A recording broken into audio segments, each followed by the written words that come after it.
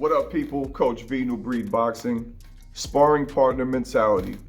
What is it and how to avoid it? Sparring partner mentality is basically when you have plateaued mentally and you're not taking your game to the next level.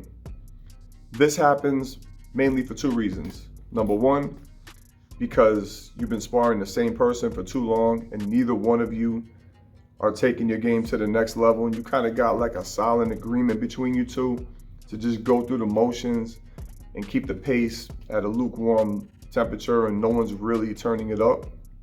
Or B, when you're in the ring with someone who's far more experienced and advanced and you're showing them too much respect and you're not taking any chances and you're not taking advantage of opportunities to capitalize on their mistakes.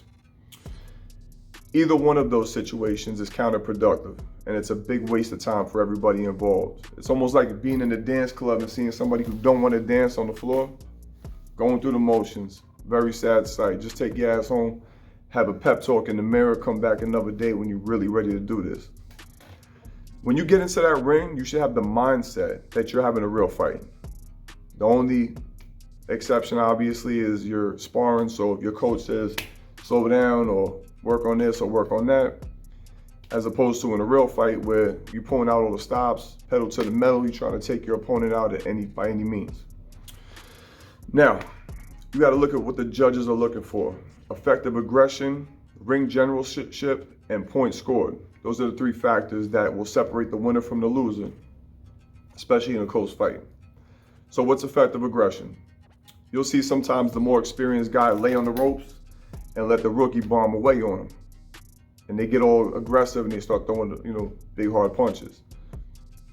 And they hit nothing but elbows and gloves. That's ineffective aggression.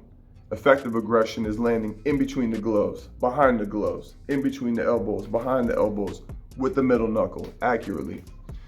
That's effective aggression. What is ring generalship?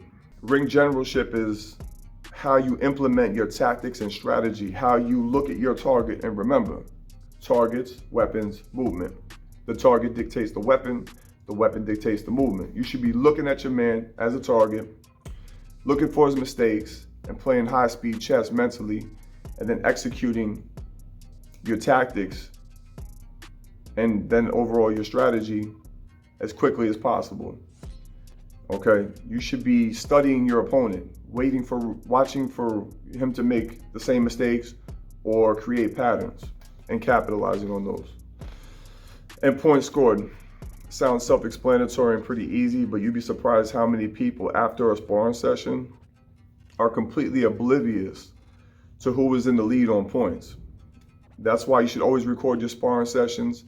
Every time you get hit, pause it, rewind it, look at the sequence of events leading up to you getting hit, what you could have done to improve that, take mental notes, and then watch the sparring session and fast forward and you'll see the same patterns unfold. You'd be shocked to see how people just keep doing the same things over and over again.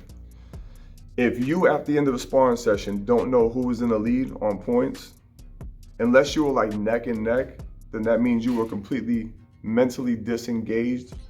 And if you're that oblivious to what's going on in action, then you need to mentally focus a little bit more next time and try your best to kind of keep mental notes as to who's landing more and who's being more active, because these are the things that, like I said, are going to determine who wins and who loses in a close fight.